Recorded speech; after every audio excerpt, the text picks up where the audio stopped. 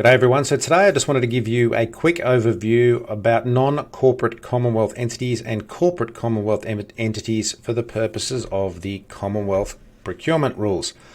G'day everyone, Simon Zarifa here. I run a business called Shrewd. We provide commercial support to the Commonwealth to help the Commonwealth successfully deliver value for money projects. Okay, so if you look at the Commonwealth Procurement Rules, and I'm looking at the 1 July 2022 version, in clause 2.2, you'll see how there is mention, once I get there, about non-corporate Commonwealth entities and prescribed corporate Commonwealth entities, listed in section 30 of the pgpa rules.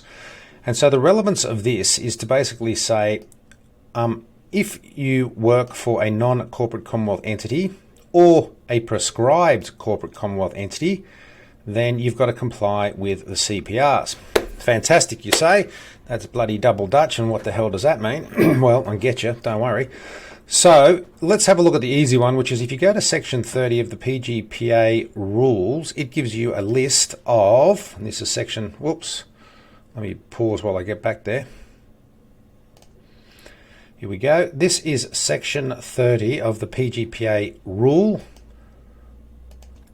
And as you can see in here, here are the prescribed corporate Commonwealth entities. And what that means is if you work for one of these corporate Commonwealth entities and you want to procure something, then guess what? You are bound by the Commonwealth Procurement Rules, which means you need to follow the Commonwealth Procurement Rules when you do any sort of procurement.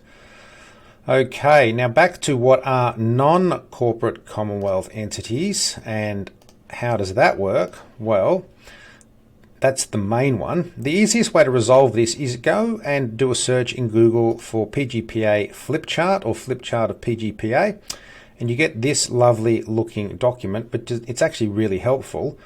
So what it does is if you look on page 2, it breaks down non-corporate Commonwealth entities in purple. So all the purple entities, if you work for one of those, they must comply with the Commonwealth Procurement Rules. And then the green ones are the corporate Commonwealth entities. Now remember, it's only the prescribed ones in section 30 of the rule that must comply with the CPRs. So if we just jump back to the corporate Commonwealth, the PGPA rules, section 30, you'll see which are the prescribed ones. Now there's a 20 listed there, but there's actually not. There's a couple of double ups, so there's about 20, 23.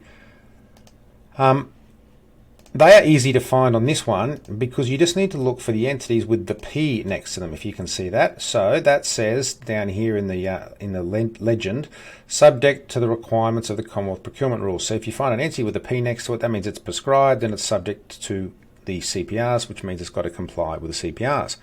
So you can, one that just jumps out to me straight away is this one, Old Parliament House, and Australian War Memorial. So let's just go back and cross-check those. So here we go, Australian War Memorial, there it is, Old Parliament House, there we go.